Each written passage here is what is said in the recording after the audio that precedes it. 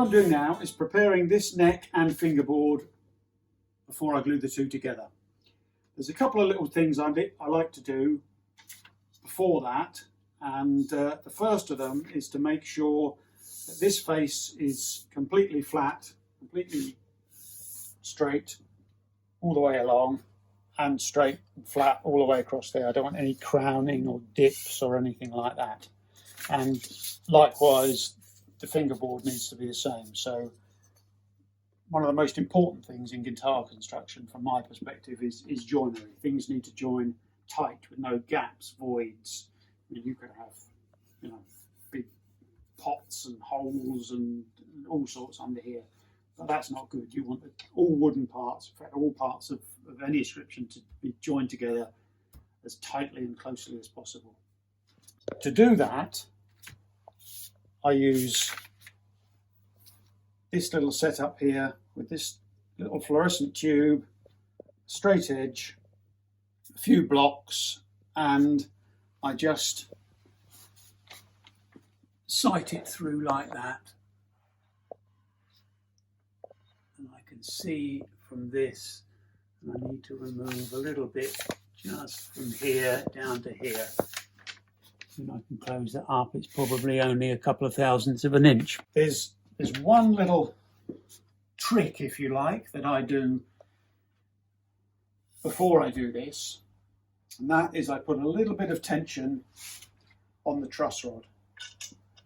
Just a couple of flats, which, because I'm using a single acting rod, which only works in one direction, it will only ever pull the neck backwards to counteract string tension. You've got no capacity to move the neck forward should you need to.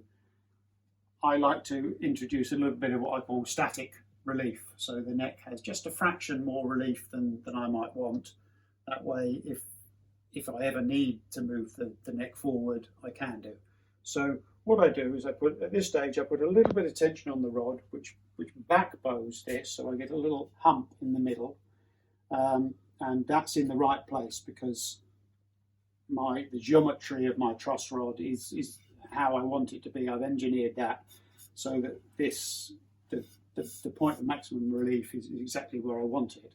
And once I've got that little bit of a sort of hump, if you like, in the middle here, I then straighten it up. That way, once that was straight, if I then took that relief back off, the neck would go forwards. And that is the first stage. It's not the final stage of introducing a little bit of static relief. A similar process takes place before I radius the fingerboard, which is done after it's glued up. At the moment, I glue them on when they're flat. So I like to do that, get that perfectly flat and true with a little bit of tension on the rod. Then this flat and true. Then I'm ready to glue the two together. So I shall finish this one off, and I've got 3 more necks to finish. Then I'll true up the fingerboards, and we'll be ready to go. So it's a fairly simple setup, just a straight edge, a few blocks of fluorescent tube. This is a square which I use for checking, like that, and I do that again. I check it against the light, because if you just look like that, it can look flat. The light will always show wherever there's a gap, and you can really see where you are. And that can be adjusted quite simply with a few simple tools. I've got a sanding block here, which is completely flat, with some 120 grit paper stuck to it. I've got a scraper, and for the majority of it, I do this. I have my little surface table here with some 120 grit paper stuck to it, and I can do that by applying pressure where I want it. Right, let's check that. I won't have removed nearly enough with that, I don't think, but I'll put that back on there. Check that. That's closer. Still needs a hair more off. It's things like this, little things like this, which I think make a difference. Very easy to just get a fingerboard, say, well, yeah, that looks flat-ish. That's more or less flat. Well, it was flat 6 weeks ago when I ran it over the planer, and just get some glue, slap a bit of glue on there, put it off on there, wrap a few elastic bands around it and go, yeah, it's glued up. Oh, only took me 5 minutes, marvellous. But it's not really the way to do it perfectly.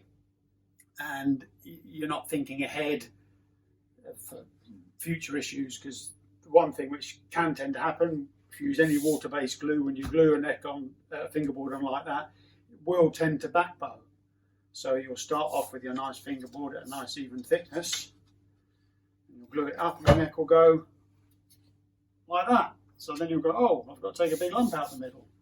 Well, doing it this way, you've already accounted for that. You've taken the little lump out of it, and as well as building in a little bit of relief, which will possibly help you further down the line, you've got a nice parallel finish on your fingerboard, which can't hurt.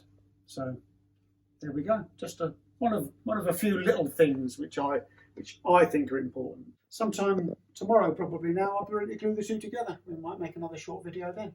Thank you for watching.